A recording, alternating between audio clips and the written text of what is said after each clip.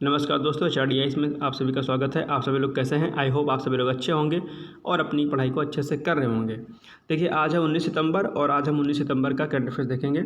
और ये जो करंट अफेयर्स आपका होता है, ये आपका UP PCS, RO, UP SSC, PET, BPSC, RAS, MPPSC, UGC net, COT सहित सभी एक दिवसीय परीक्षाओं के लिए महत्वपूर्ण होता है। तो अगर आप इनमें से किसी भी एक परीक्षा की तैयारी करते हैं तो प्लीज़ चैनल को लाइक, शेयर एंड सब्सक्राइब जरूर कर दीजिएगा। चलिए बिना देरी किए हुए आज के सेशन स्टार्ट करते हैं और देखते हैं कि आज का पहला प्रश्न क्या है। पहला प्रश्न है कि हाल ही में उड़ान भवन का उद्घाटन किया गया है, वह यह कहाँ पर किया गया है? तो इसका राइट आंसर हो जाएगा ए, दिल्ली में उड़ान भवन का उद्घाटन किया गया है। आइए इसकी व्याख्या देखते हैं कि दिल्ली के सफदरगंज हवाई अड्डे पर एकीकृत कार्यालय उड़ान भवन का उद्घाटन किया गया है। अभी कल या परसों में इसका उद्घाटन किया गया है, ध्यान रखिएगा। नेक्स्ट क्वेश्चन है, हाल ही में भारत ने निम्नलिखित में से किस देश को हराकर एशिया कप अपने नाम किया? महत्वपूर्ण प्रश्न है, ध्यान रखिएगा। तो भारत ने भी हाल ही में श्रीलंका को हरा करके एशिया कप 2023 का खिताब अपने नाम किया।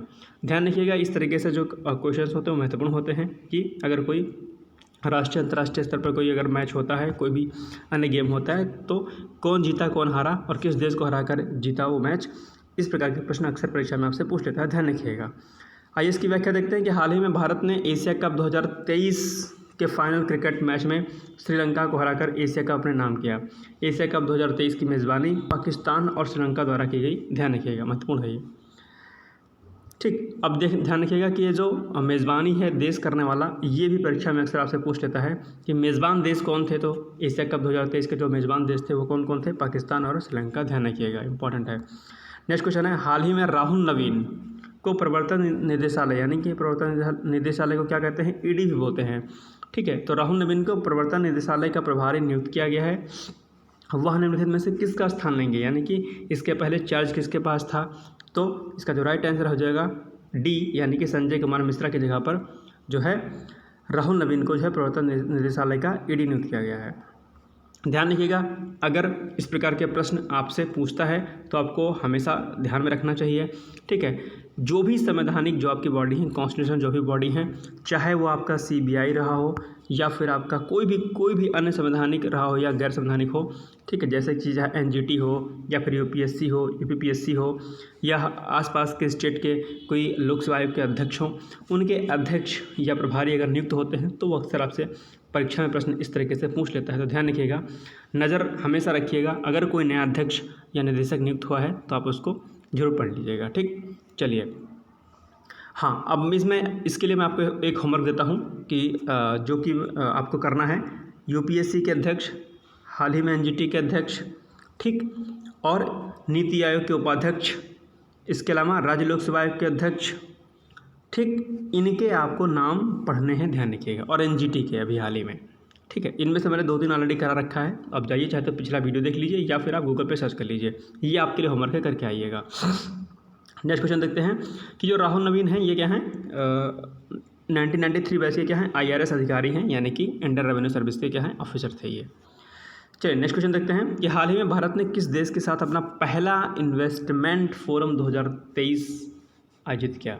ठीक है, ये को नहीं होगा, ध्यान रखिएगा। ठीक है, तो ये जो है सऊदी अरब के साथ भारत ने अभी हाल ही में अपना पहला इन्वेस्टमेंट फोरम 2023 का आयोजन किया, ध्यान रखिएगा। और सऊदी अरब के साथ जब ये इन्वेस्टमेंट हो रहा था उसमें करीब 500 से ज़्यादा कंपनियां भारत में आई थी और उनके साथ कई सारे, सऊदी अरब के साथ कई सारे मुद्दों पर और कई सारे प्रोग्राम पर जो है हस्ताक्षर किए गए। ठीक, तो सऊदी अरब के साथ नई दिल्ली में जो है इन्वेस्टमेंट फोरम जो है, पहला इन्वेस्टमेंट फोरम 2023 का आयोजन किया गया था सऊदी अरब के साथ में, ध्यान रखिएगा, महत्वपूर्ण प्रश्न है। ऐसे प्रश्न अक्सर परीक्षा में पूछ लेता है। नेक्स्ट क्वेश्चन है, हाल ही में भारत के किस खिलाड़ी ने एक दिवसीय क्रिकेट मैच में सबसे तेज रन बनाकर रिकॉर्ड कायम किया? पता ही होगा आपको, बहुत ईजी क्वेश्चन है। A, विराट कोहली ने अभी हाल ही में एक जो है रिकॉर्ड कायम किया है।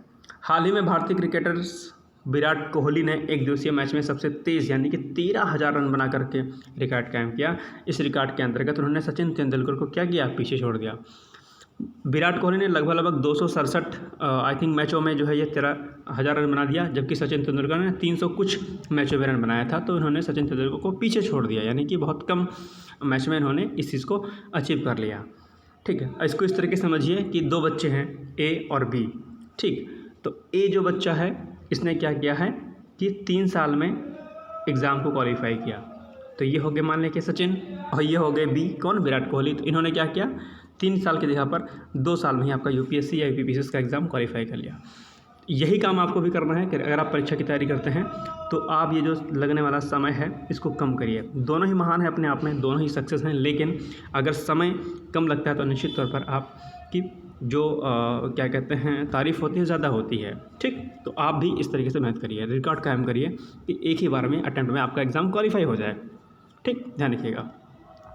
और इसके अलावा इसमें पॉइंट क्या है कि यह रिकॉर्ड जो कायम किया गया है, यानी कि जो रिकॉर्ड बनाया गया है, यह एशिया कप 2023 के दौरान भारत और पाकिस्तान के बीच मैच हो रहा था, उसी में विराट कोहली ने ये अचीवमेंट किया है। तो ध्यान रखिएगा। नेक्स्ट क्वेश्चन है, हाल ही में किस राज्य सरकार द्वारा ऑनलाइन शिक्षा कार्यक्रम पहल का शुभारंभ किया गया? इसका राइट आंसर हो जाएगा ए, उत्तर प्रदेश सरकार द्वारा पहल कार्यक्रम का शुभारंभ किया गया है। ये दरअसल ऑनलाइन शिक्षा को प्रोत्साहित करेगा। ग्रामीण जो विद्यार्थी होते हैं, जो छात्र होते हैं, उनके अंतर्गत जो है ऑनलाइन पहल जो है शुरू की गई है और उनको शैक्षणिक रूप से किया जाएगा ताकि वो भी मुख्य धारा से, यानी कि शहर के जो बच्चे होते हैं ऑनलाइन शिक्षा में जो परफेक्ट होते हैं उनके इक्वल आ सकें और विज्ञान और गणित की पढ़ाई बहुत अच्छे तरीके से वो कर पाएँ, उनके अंदर एक नया इनोवेशन, नया नवाचार उत्पन्न हो। इसीलिए ऑनलाइन शिक्षा कार्यक्रम पहल का शुभारंभ भी किया गया है। ठीक, ध्यान रखिएगा, इसको पढ़ लीजिएगा आप लोग। नेक्स्ट क्वेश्चन है, भारत सरकार द्वारा निम्नलिखित में से किसकी परिभाषा की घोषणा की गई है? अभी हाल ही में एक चीज़ की परिभाषा घोषित की गई है, एक गैस की। तो क्या है वो? तो वो है आपका सी ऑप्शन, ग्रीन हाइड्रोजन की परिभाषा भी हाल ही में भारत सरकार द्वारा घोषित की गई है। आइए इसकी व्याख्या देखते हैं। हाल ही में भारत सरकार के नवीन एवं नवीनकरणीय ऊर्जा मंत्रालय, अब ये पॉइंट इंपॉर्टेंट है आपका, पूछ लेगा कि हाल ही में भारत सरकार के किस मंत्रालय द्वारा ग्रीन हाइड्रोजन को परिभाषित किया गया? तो नवीन एवं नवीकरणीय ऊर्जा मंत्रालय ने हरित हाइड्रोजन यानी कि ग्रीन हाइड्रोजन को क्या किया, इसकी परिभाषा को अधिसूचित किया।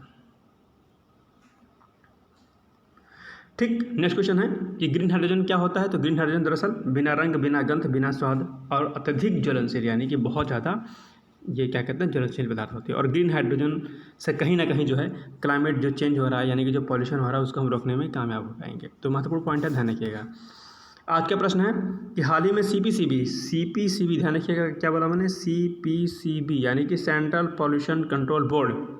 ठीक है, तो सेंट्रल पॉल्यूशन कंट्रोल बोर्ड द्वारा आयोजित स्वच्छ वायु सर्वेक्षण 2023 में किस शहर ने पहला स्थान प्राप्त किया? आपके ऑप्शंस हैं ए रांची, बी इंदौर, सी गोवा, या गोवा होगा, ध्यान रखिएगा, गोवा, और डी लखनऊ। ये प्रश्न मैंने आपको ऑलरेडी पहले वीडियो में करा रखा है, आप जाकर वहाँ से देख सकते हैं। गूगल पर सर्च करके आप इसका राइट आंसर दीजिए कमेंट बॉक्स में जाकर के, ये आपके लिए होमवर्क है। और कमेंट बॉक्स में जाकर के कमेंट जरूर करिएगा। मैं बार बार कहता हूँ कि एक प्रश्न जब आप गूगल पर सर्च करते हैं तो उसके साथ साथ में कई अन्य प्रश्नों के उत्तर आपको ऑलरेडी मिल जाते हैं। तो इसकी हैबिट डालिए प्लीज़, और कमेंट बॉक्स में जाकर कमेंट जरूर करिएगा। अब कल हमने आपसे एक प्रश्न पूछा था, वो पूछा था कि मेनियर रोग किस अंग से संबंधित है? तो अभी मेनियर रोग जो है कान से संबंधित एक रोग है। ठीक है, और इसमें आसानी, पीड़ा वगैरह होने लगती है और हार्ट अटैक वगैरह की वजह से जो है व्यक्ति जो है एक्सपायर हो जाता है। ठीक, तो ये आज का कुछ महत्वपूर्ण करंट अफेयर्स था। उम्मीद है कि आपको पसंद आया होगा। अगर पसंद आया तो प्लीज़ आप लोगों से रिक्वेस्ट है कि जितना ज़्यादा शेयर कर सकते हैं उतना ही ज़्यादा अच्छा होगा, उसी से मेरा मनोबल होगा। और प्लीज़ लोगों को चैनल को सब्सक्राइब और शेयर करने के लिए ज़रूर कहिए, यही मेरी आपसे रिक्वेस्ट है। आप थोड़ा हौसला अफजाई करते रहिए, आपको डेली करंट अफेयर्स के साथ साथ में क्लासेस मिलेंगी। अभी बोर्ड नहीं आया है, जैसे ही बोर्ड आएगा आपको classes free of cost provide करा दी जाएंगी। तो आप लोग प्लीज़ चैनल को लाइक, शेयर, सब्सक्राइब कर दीजिएगा। चलिए फिर मिलते हैं कल एक नए सेशन के साथ। तब तक आप लोग पढ़ते रहिए, मस्त रहिए, व्यस्त रहिए, और बहुत जल्दी कामयाब हो करके आप लोग अपने मन चाहे पोस्ट पर पोस्ट हो जाएं। चलिए फिर मिलते हैं कल। जय हिंद, जय भारत।